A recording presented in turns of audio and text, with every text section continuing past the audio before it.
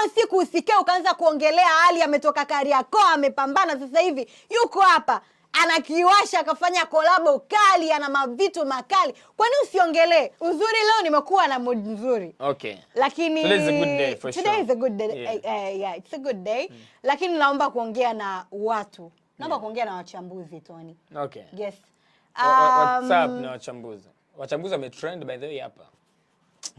Sasa unajua and I love what I'm seeing. It's good kuona kwamba kuna vijana ambao wanaweza wakaja wakaanza kuongelea game hivyo nini.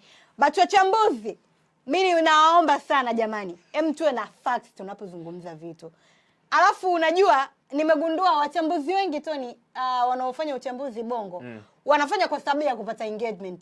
So wengi wanaongea vitu ambavyo hawavijui. Okay. Wanaongea vitu ambavyo hawajavifanyia utafiti. Like literally mtu anaweza akaamka asubuhi akaongea chochote. Yaani mtu anaweza akaamka akaweka kamera yake akaongea kwa sababu anajua Instagram ni yake, bando ni lake, akapost. Nonsense.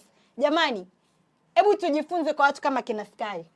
Okay. Unaona brother Sky akiongea kitu, watu wote tutakaa hivi tumsikilize.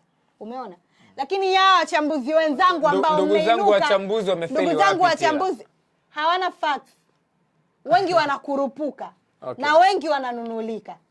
Wengi wananunulika, wachambuzi wengi mnakurupuka, lakini wengi pia mnanunulika. Afu wananunulika kwa vitu vya ajabu sana. Okay. Umeona?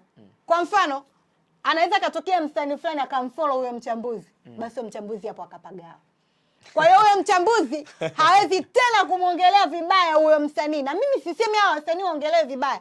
Guys, natamani hawezi kumcriticize. Hawezi kumchallenge pale anapokosea. Umeona? Kwa sababu ya follow. Exactly. So we back again man at it Nani Noma. Tunajua mlitumiss sana, tuliwamiss pia, but guess what man, we here. Yeah.